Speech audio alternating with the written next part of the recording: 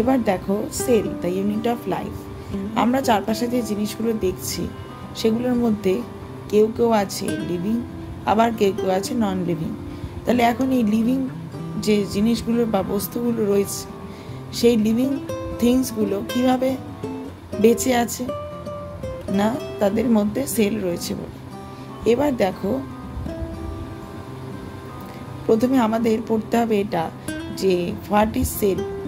দেখো ওখানে সুন্দর করে বলা আছে cell is the fundamental structural and functional unit of living organism.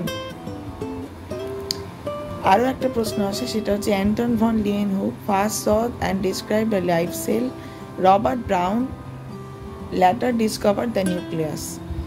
এবং পরবর্তীকালে আমরা মাইক্রোস্কোপ এবং ইলেকট্রন মাইক্রোস্কোপ আবিষ্কারের জন্য আমরা কিন্তু একটা সেল এবং সেলের মধ্যে থাকা বিভিন্ন অর্গানিল, নিউক্লিয়াস, সাইটোপ্লাজম সব কিন্তু আমরা দেখতে পাচ্ছি। এবার আসি সেল থিওরি। সেল থিওরিতে দেখো 1838 সালে ম্যাথিউস স্লেইডেন, জার্মান বটানিস্ট, যেটা উনি এক্সামিন করেন প্ল্যান্টকে এবং দেখেন যে প্রত্যেকটা প্ল্যান্টই কোনো না কোনো কোষ দিয়ে তৈরি এবং অনেকগুলো কোষ যারা একই রকম পারফরমেন্স দেখাচ্ছে তারা একসাথে একটা টিস্যু তৈরি করছে।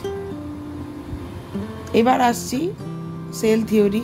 সেল থিওরির মধ্যে দেখো যে স্লেইডেন এবং সোয়ান, জার্মান বটানিস্ট স্লেইডেন 1838 সালে যেটা উনি লক্ষ্য করেন যে যেটা বললাম প্ল্যান্ট টিস্যু। এবার আসছেন বিজ্ঞানী সোয়ান 1839, ইনি জুওলজিস্ট। ইনি আবার বিভিন্ন রকম অ্যানিমেল সেল পর্যবেক্ষণ করেন, মানে স্লেইডেন প্ল্যান্ট সেল পর্যবেক্ষণ করেন, আবার সোয়ান হচ্ছে অ্যানিমেল সেল পর্যবেক্ষণ করে।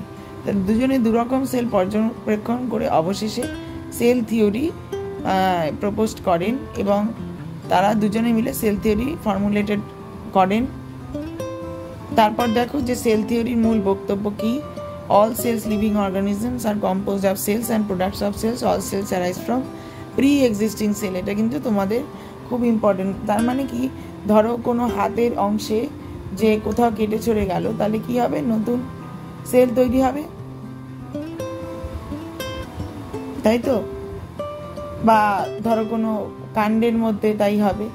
এবার এই নতুন সেল তৈরি হবে তো সেটা প্রি এক্সিস্টিং সেল থেকেই তৈরি হবে, এটাই উনি বলতে চেয়েছেন। ঠিক আছে, প্রি এক্সিস্টিং থেকে আবার নতুন সেল জেনারেশন করবে। এইবার দেখো ওভারভিউ অফ সেলের মধ্যে, একটা সেলের মধ্যে এটা যদি একটা সেল হয় তার মধ্যে কি কি স্ট্রাকচার আছে, এই যে নিউক্লিয় জালিকা, এর মধ্যে ডিএনএ আরএনএ আছে, এটা হচ্ছে সাইটোপ্লাজম, এটা হচ্ছে নিউক্লিয়াস, এবং তার মধ্যে বাইরে সেল মেমব্রেন রয়েছে, সেটার কথা এখানে বলেছে। এছাড়াও অনেক রকমের সেল অর্গানিল যেমন mitochondria, endoplasmic reticulum, Golgi body, ribosome, এগুলো সব কিছু ছড়িয়ে রয়েছে। এবার আমরা বিভিন্ন সেল শেপ দেখতে পাবো। দেখো এখানে সেল শেপ রয়েছে, দেখো আমাদের যে আরবিসি সেটা হচ্ছে বাই কনকেভ, ঠিক আছে। আবার উটের যে আরবিসি সেটা হচ্ছে রাউন্ড, বা হোয়াইট ব্লাড সেল অ্যামিবয়েড চলন দেখায়, অ্যামিবার মতো চলে বলে। আবার দেখো কলামনার এপিথেল সেল মানে কলামের মতো, দেখতে পাচ্ছ, এটা হচ্ছে লং এবং ন্যারো। এবার আসছে স্নায়ু কোষ, দেখো নার্ভ সেল লংগেস্ট সেল বলা হয় স্নায়ু কোষকে। তারপরে রয়েছে ট্রাকিড, উদ্ভিদে দেখতে পাওয়া যায়, যেটা অনেকটা ইলংগেটেড। মেসোফিল সেল, যেটা আমরা ক্লোরোপ্লাস্টে দেখি, সালোক সংশ্লেষের তৈরির জন্য খুব ইম্পর্টেন্ট।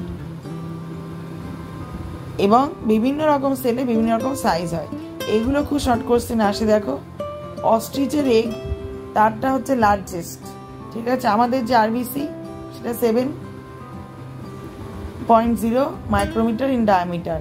নার্ভ সেল হচ্ছে লংগেস্ট, ঠিক আছে।